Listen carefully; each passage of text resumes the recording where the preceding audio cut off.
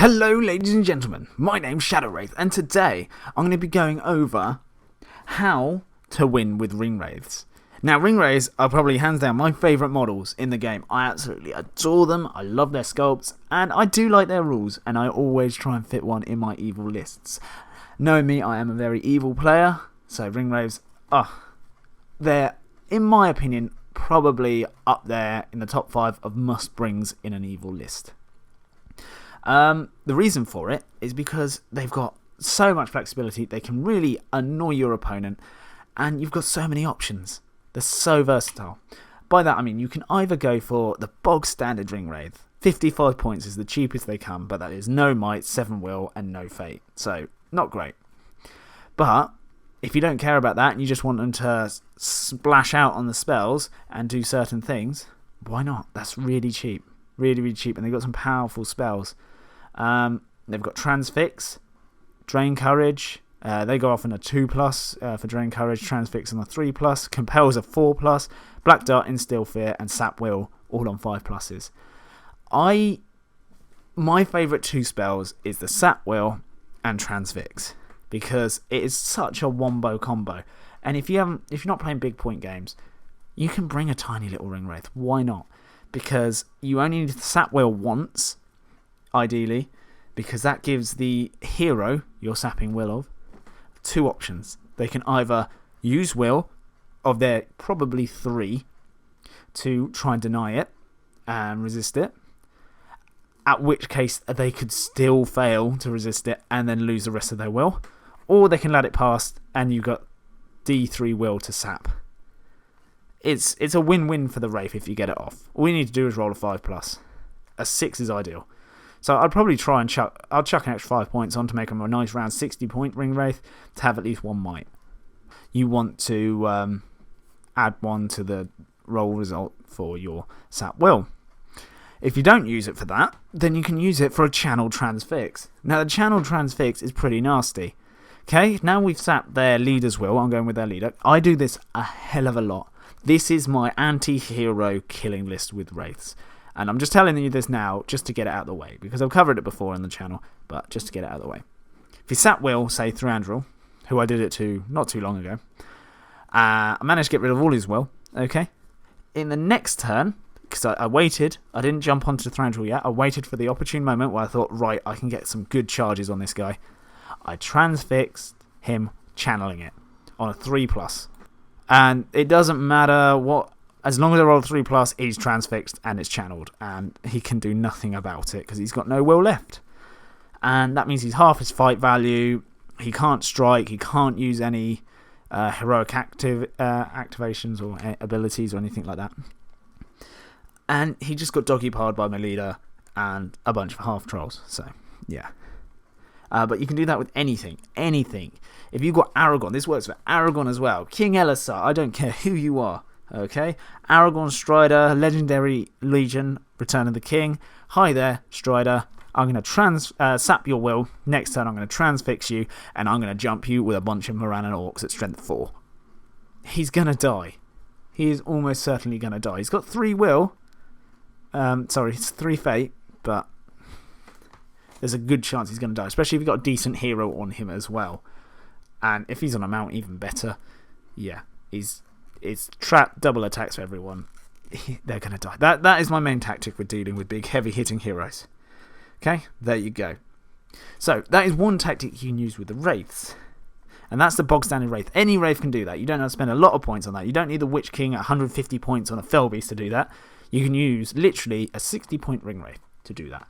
And that, in essence, kills off a hero. That is one way of winning with Wraiths. Because once you kill their leader, it's not nice for the opponent. They're usually on the back foot by that point. And yeah. I mean, I have lost. I've still killed heroes and I have lost games. So don't get too cocky. But it is a good way of dealing with them. The second thing you can do with Ringwraiths is use the Harbinger of Evil special rule. And basically, you've got a 12-inch aura of -1 courage. And the reason that's good is because if you're playing Angmar, for instance, any orc that is within a certain distance of a spirit model, I think it's like 3 or 6 inches, I can't remember, causes terror. Now, if we're fighting I don't know, any generic troop. Say we're fighting more orcs. They're usually courage 3. Now they're courage 2 around this guy, which makes it a lot harder. So even if you lose priority, sometimes it's better to lose priority, because then some of their forces will fail the charges, which means when it's your turn to move, you can doggy pile those orcs that have got in. And you're probably going to beat them up as well. It's a lot harder to do against like high courage armies like elves and stuff, but it is doable and it's always handy, especially if you've got anything like Blades of the Dead in your army, which you probably will if you've got Angmar. So that's 2 things you can do with Ringwraiths. The next thing is the old instill fear trick. And the reason this is quite nice is if you are playing a mobby army, okay, so you're playing against Moria, for example, low courage, all that good stuff. It works on other armies as well, but it's harder when they're courage 4 or higher. But they're -1 courage. You get your Wraith onto an objective, say seize the relic or whatever, there's a single central objective. You can plop a Ringwraith on there and then shoot off instill fear. It needs a 5 up to go off, but everyone who fails a courage test has to run away. Oh, sorry about that. Someone wants me.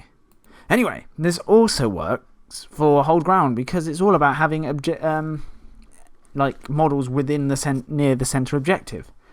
If you scare everyone away, or a bunch of their models away each turn, it's going to be a lot harder to get them in like anywhere near the objective, and then you can hold it from there. There's so many wacky ways you can play this. You can use black darts to snipe heroes off their horses, things like that. Black dart's quite hard to get off on a 5+, but it is doable. Definitely. There's some of the tactics that I use.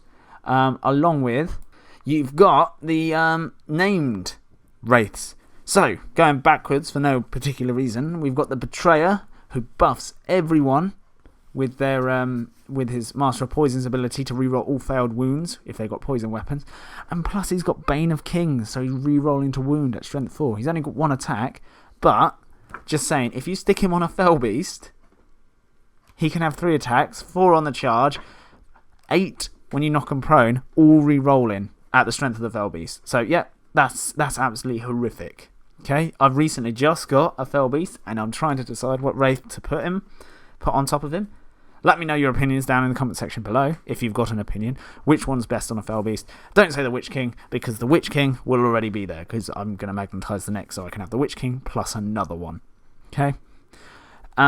We've got the Knight of Umber, who's very good at killing trolls, I find, or negating people with high fight value. So if you do get into combat and you manage to trap a troll, you chuck him in there, and his fight value doesn't matter anymore.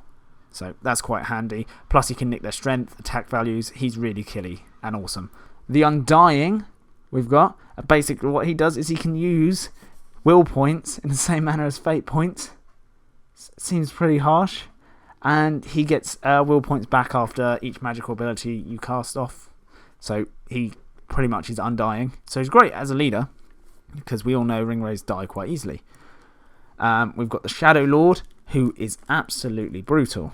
Okay, so basically, until the end phase, all friendly models, or himself included, can only ever be hit by a ranged attack on a 6. Natural roll of a 6. So if you're going against shooting army and you've got this guy, fantastic. You've got the Dark Marshal, who basically counts as a banner, I believe. Yep, he counts as a banner. And then you've got Kamul the Easterling, who is pretty handy. He's got a bunch of buffs, so he can strike enemy models and he causes a wound. He regains a single point of will spent earlier in the battle for each wound caused, but unless it's saved by fate, and it can't take him beyond 12, which is what he starts with. And he can spend another point of will before heroic actions are declared to increase either his fight, strength, or attack by 1 for the remainder of the fight. Yeah. Note that if he is mounted, Kamul will only ever increase his own fight, strength, or attacks, not those possessed by his mount. Never mind. It's still good. It's still good. Okay?